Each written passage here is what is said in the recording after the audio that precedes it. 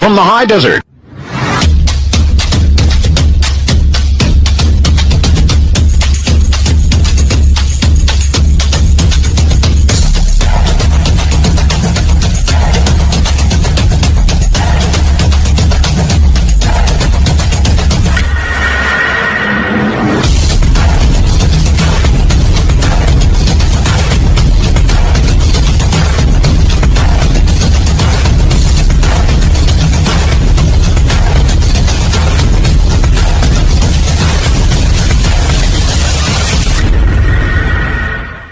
Want to take a ride? From the high desert and the great American Southwest.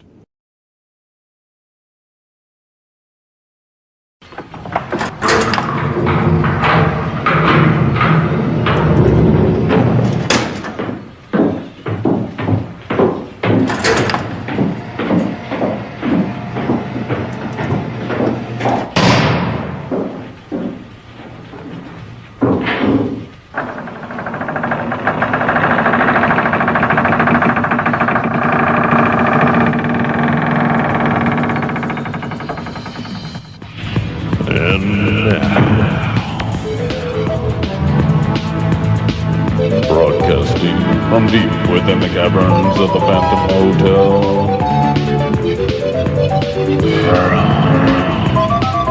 Of the ever-changing skyline of Las Vegas, Nevada. It's the Midnight Gambler Show. And here she is, Madam Midnight.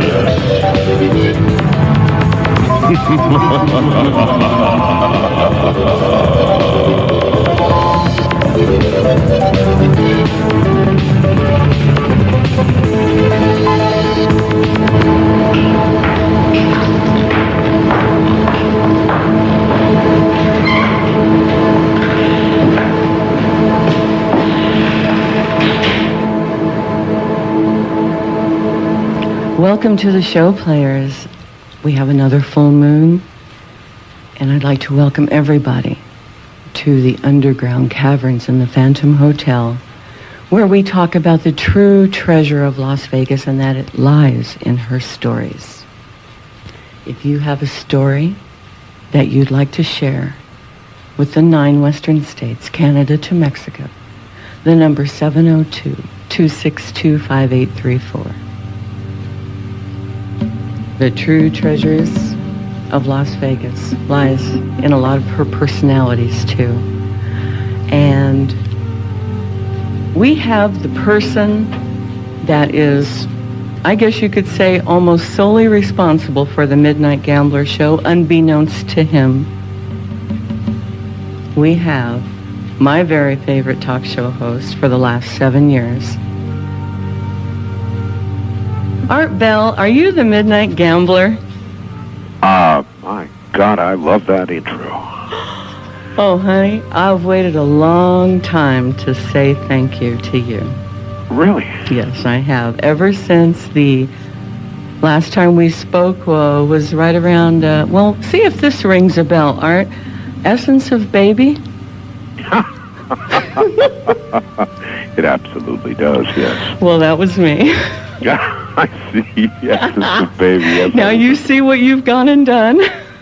Well, I'm glad to hear you're on the air. Congratulations. Thank you. Thank you to you. And thank you to Ramona, too, because I don't know if I'd be too willing to share my man with anybody called Madam Midnight. No, I love it. Listen, there's a creature out there wandering about the internet, and when you did your intro, you kind of reminded me of her. Her name is Claudia. She claims to be a vampire. Oh, wow. We'll have to have her on the show. Does she play? Does she gamble? Listen, I just got a photograph of her today, and so I understand why a few poor souls have unfortunately gone her way, I guess. Hey, you know, this is really cool of you to be with us on this show, because last week we asked people with feedback for the show to call in our feedback line, you know, the 225-2750 number. Sure. And we recorded them, and we were getting ready to play them, and we lost them. So I've got the tally count here. We have 2-4, one ridiculous, and one, if we can't have art, you will do. And it's the God's honest truth. Well, look, it's great to be here. This is the time of night that I'm normally up anyway. I guess I'm a little bat-like myself. Well, I'm glad you flew by. Well, anyway, listen, now tell me what you do on this program. You normally you talk to gamblers, you talk to people who come into Las Vegas and seek fame and fortune and leave with smiles or frowns, whatever the case may be, horror stories or happy stories. Right. And I got to tell you, I feel like I'm doing this show for the second time because last night I dreamt that we sat here side by side and did this show together. It was the most amazing dream I ever had in my life. Well, there are a lot of stories to be told about Las Vegas, not the least of which is its beginning in our founding fathers and how it all began. A lot of movies about that out there right now. It is a mystical town. You used to walk through the Plaza Hotel to go to work. How did that affect your life? Every single day. Right. I walk through the plaza, and I'm never less than absolutely amazed at the ambiance of Las Vegas. There's nowhere else like it in the world. There are places where there's gambling, but there's no place like Las Vegas. Right, and now it's gone from number one adult entertainment to number one family entertainment. I know, I have mixed feelings about that, but I suppose times change and places have to change with that. But I have mixed feelings. I don't want to see Las Vegas lose its Wild West, kind of anything almost goes sort of atmosphere. Oh, I know. I think that's important. No, but the town looks beautiful. I mean, what has happened to the city is absolutely amazing. Now, you're all the way out there in Pahrump, and how many miles is that from over about here? 65 miles west of you, and closer, about 8 miles from the California border, right next to Death Valley. Okay. And when you were getting off work over there at the Plaza Hotel, and it was like Super Bowl time, I remember you telling little stories about your favorite football team. Now, I know the Super Bowl and football season's right around the corner. I want to do a prediction show with you. I want to know. Life begins once again. Yeah, I want to know who you predict to win the Super Bowl. Let's see, who do I predict? Let me go out on a limb and say Pittsburgh. You got it.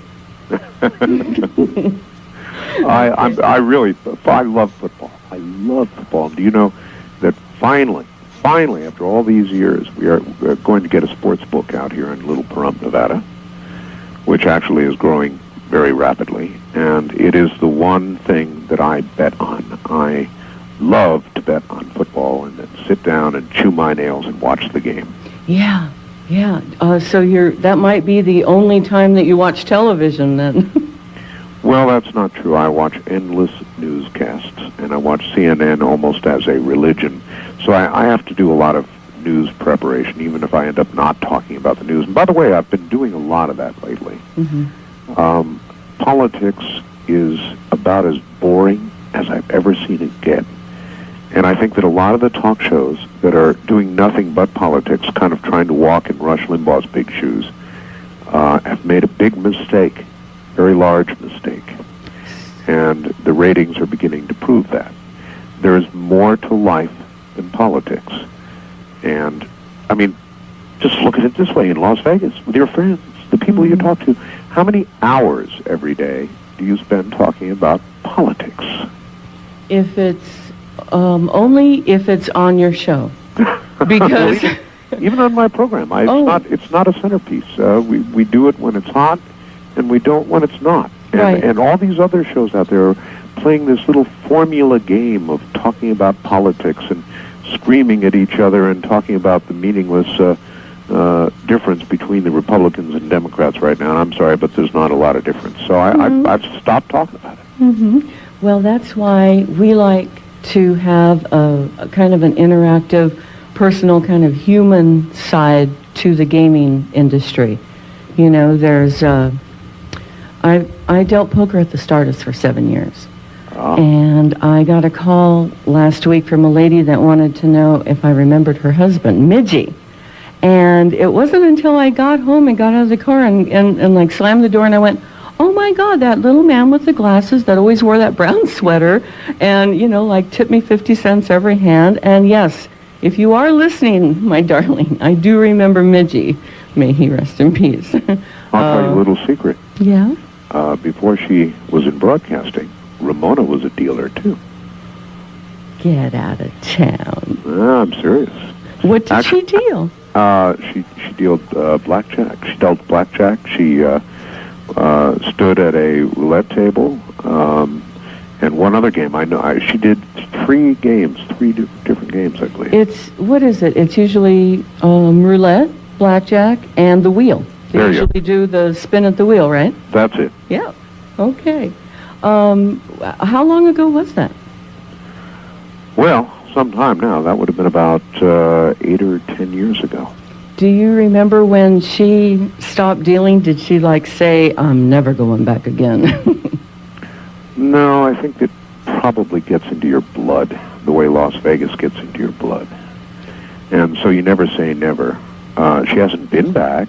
As a matter of fact, what she's doing now is helping me with my program. And I need the help, believe me. We're at about almost 280 stations. And so the amount of mail, the amount of email, the amount of everything that we get is almost too much. And without her help, I couldn't possibly do it. So she's been retired to a sort of assistant producer kind of situation. Anyway, we're getting ready at the end of the week to say goodbye, Nevada, for about 2 weeks, and we're going to Scandinavia and Russia. And, you know what I did? I know you're leaving for this trip, so I got the European poker games for you, in case you want to go to any casinos. Well, as a matter of fact, we're going to be on a cruise, so the casino will be floating along. Oh, well, you're already fixed up then. That's great. All right, listen, I wanted to ask you when you were in the service, did you get into any poker games? When I was in the Air Force, I'll tell you a story. This is a happy story, pretty much. I was in a barracks. This is a true story. I don't think I've ever told it. And it was an open barracks, and there were about 30 or 40 of us in there. And I got into a crap game. And this craps game went on for 2 days straight with no break. And at the very end of it, I ended up with everybody's money. And I had this pile of money that you wouldn't believe, and everybody else had a frown on their face. And I slept on it. I put it under my pillow, and I was about halfway sure that I was going to get my throat slit over all that. You've never seen anything like it. I was so hot, I couldn't lose. Are you a pass line better or like a don't pass better? I'm a pass line better. So you held a hand. Yes, indeed. There you go. And I took it all. It took 2 days. People were falling asleep and dropping around me, but I took it all. Yeah, dropping like flies. You know, I have to take a moment to thank Spider-Man, our engineer, because he's the one that set this whole thing up with the decoder message. Do you want to tell everybody about that? I think that's the coolest story ever. It is a very interesting story, and it's kind of an inside radio intrigue story, but here's what happened. For business reasons, and because we were not treated well as a corporation, this has nothing to do with my show, but some of the other syndicated shows, my company decided that it was going to leave KOGO in San Diego and sign a contract with KFMB in San Diego, which is a bigger station. And I was sitting there we're number one in San Diego, as we are in many other cities, and I wanted to figure out a way to get a message to the audience in San Diego that we were moving. And so I went to my computer and I constructed a little message. And then I turned it, because you can do this with computers, I turned it backwards. I sped it up by about 100% and put echo in it. And it came out sounding like something from Mork and Mindy. And I ran it every single break. And of course, KOGO had somebody sitting on the button down there ready to press the button, you know, in case I would mention the new radio station's call letters. See there? And I ran this damn thing every break, and I challenged the audience to decode it. And when decoded, it simply said, beginning Monday, Coast to Coast AM moves to KFMB San Diego. So this thing ended up blowing by the guy all night long. And I got about 1 million faxes and emails saying, thank you, that was so much fun. Oh, my God.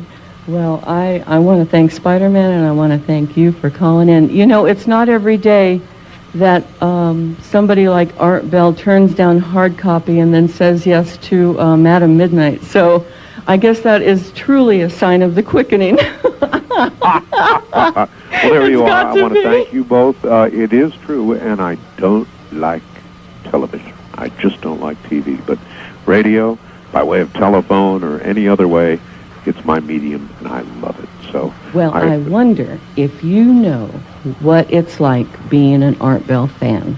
Do you have any idea what we all go through? Sleepless nights. Oh, it's just terrible. It's just terrible. That's why I'm here. I'm so used to being up all night with you that we had to pick a time when we would all be up together. Well, maybe some other people will be out there with stories like mine. It was the scariest night I spent in my life, and I'm referring now to the time when I wiped out about 30 or 40 Air Force friends and then had to sit and lay on that money all night waiting for my throat to be slit. Did you spend it, or did you play any more with it? Well, nobody had any more money to play with. That was it. I mean, I really took them all down. It was amazing. Did anybody ask you for a loan? They did, and I doled out small amounts of money back, which I think probably in the end is what saved my throat. The rest of it went in the bank. Of course you did. Well, what I did was I composed a top 10 list for things that all of us Art Bell fans have to go through.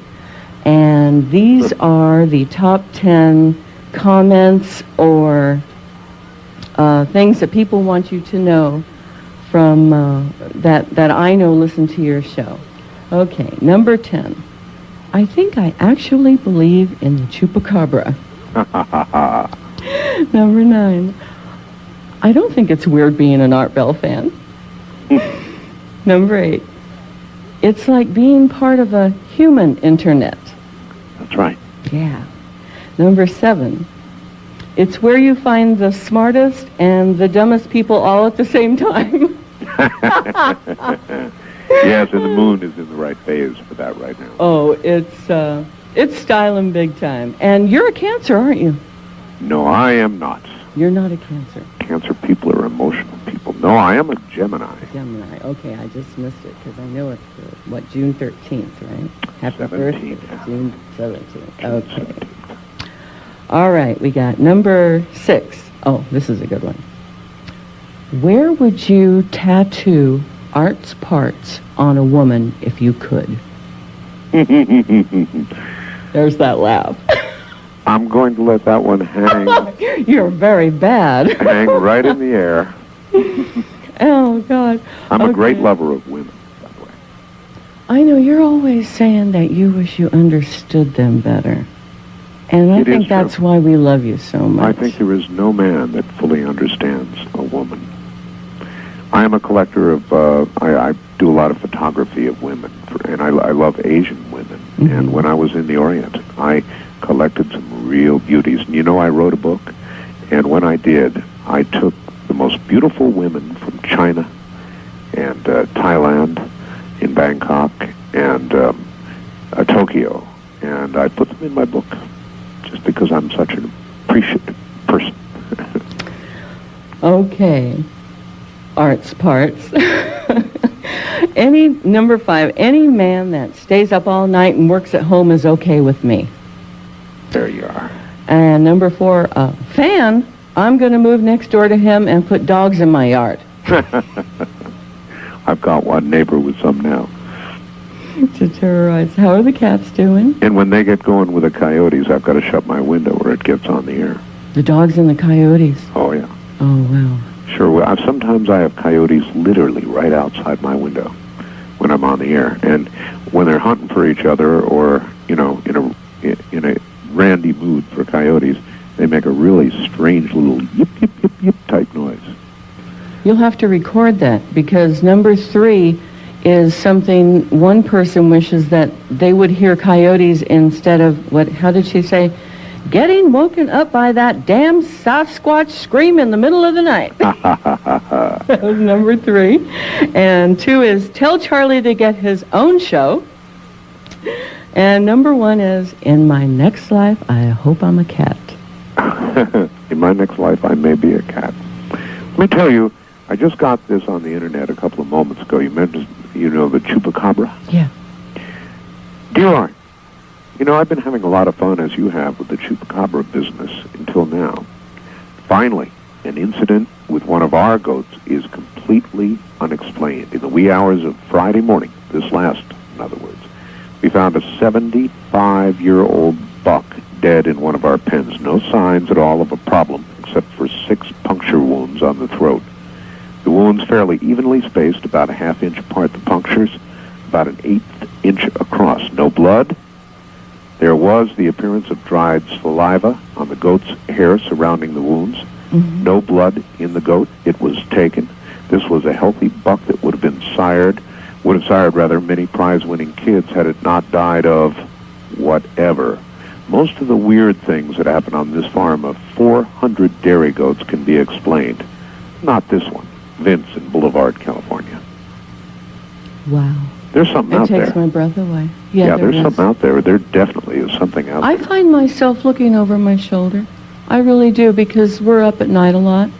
And, I find myself looking for it. And I don't know where I would have heard of it had it not been for you. It wouldn't have happened, would it? I don't know. The Mexican press is absolutely full of it. It's headline news down there. It's headline news in Arizona a lot of the time, Southern California, Texas. But that's where it's happening. It seems as though in America, if it's not happening to you locally, then it's not happening on a national basis. So nobody nationally, except for my show, has picked this up. But I guarantee you, there's something out there. Something is doing this. People talk about bats. Mm-hmm. Well, bats don't suck blood. Now, this is pretty gory, but what bats do is they bite. Right. And after they have bitten, I'm sorry for this, being graphic like this, but you need to know, they lap up the blood. They just lick it up. That's what a bat does. It doesn't suck blood. No animal, except for whatever in the hell this is out there, bites its victims and actually drains them of all blood. This is something new. And when you say we, you're meaning in the United States or someplace close to you there in Pahrump? I certainly hope not. We've already got Dreamland and Area 51 not far away. Yeah, what do you think? I was going to ask you, because I did see something about small businesses sort of going up on the way to Area 51, little highway kind of side of the road things coming up. Sure. And you can almost see the 51 casino out there, can't you? Almost. I'm sure the day will come. I was thinking, if you were going to design your own casino, what would you put in it? Perhaps a sports book that would bet on the next sighting. Ooh, see, that's cool. That's a good one. That is a good one. And you could have, we have a fact. Somebody wants you to go over your European itinerary. Well, if I had it here in front of me, I would. I know that I'm visiting 7 Scandinavian countries. We're going to be landing in Copenhagen, and we're going to St. Petersburg in Russia, and then over to Moscow. I've decided to make a trip to Moscow. It's kind of like going to the Wild West and more. They say it's kind of like the 20s. What is interesting, or maybe even worrisome, is that the flight that I'm taking is TWA, Flight 866, that leaves Kennedy for Copenhagen at 8 p.m., the exact time the other flight was supposed to leave. Yeah. So I'm here rooting for, morbid as it may sound, the fact that it was a bomb on Flight 800 and not a missile. Yeah. You know, I'm glad you brought that up because I have noticed in your voice that you're concerned about that plane flight. I've picked up on it like all week. I'm thoughtful. Yeah, you about are. Yeah, you are. And I want to tell you something because after 7 years of listening to you and speaking with you and you being a part of my life and the people that are close to me, if there's one thing I have to remember to do, it's say hi from Henna, because she's your biggest fan, even though she passed away, and that was my mom, and all of my sisters and me and brothers and everybody love you very much. And I have to take this. I don't want to, but I have to, because you can understand from this side, it's hard, you know, saying things like this, but you're too much of a realist to ignore it. And you are concerned about flying in a plane, and there is a lot of stuff going on out there. And if something were to happen to you, I would never forgive myself if I didn't take this opportunity to tell you how much everybody loves you. Well, that's very kind. I mean, thank you. Let me just say this, okay? Yeah. If something happens to me, and I don't anticipate it, but should it, I lived a good life, and I did what I wanted to do, and I'm still doing what I want to do, and I've been incredibly lucky. You know, people who do well and get to be very successful tend to attribute things to luck, and I do. I've been very lucky. Hopefully a little talented, but very lucky. And I've lived a good life. So if it ends, remember me that way as somebody who enjoyed what they did. You made the world a better place. Well, And the tougher life gets, the harder it is to find people and things to depend on. And you have been there every night for us. Even if it's a rerun, we don't care. We don't care. We just want art. Listen, you're a sweetheart. I've got to take off. It's nearly the bottom of the hour, actually a little past, and I'm going to let you get to your business. I've got to go do a little research, so I have something to talk about. Okay. To make one prediction come through and say, listen to the Midnight Gambler Show. All right. And then we're going to throw you in the pit. Into the pit with me, huh? All right. Listen to Madame Midnight and the Midnight Gambler Show. Thank you, Art Bell. God bless you. Throw him in a pit.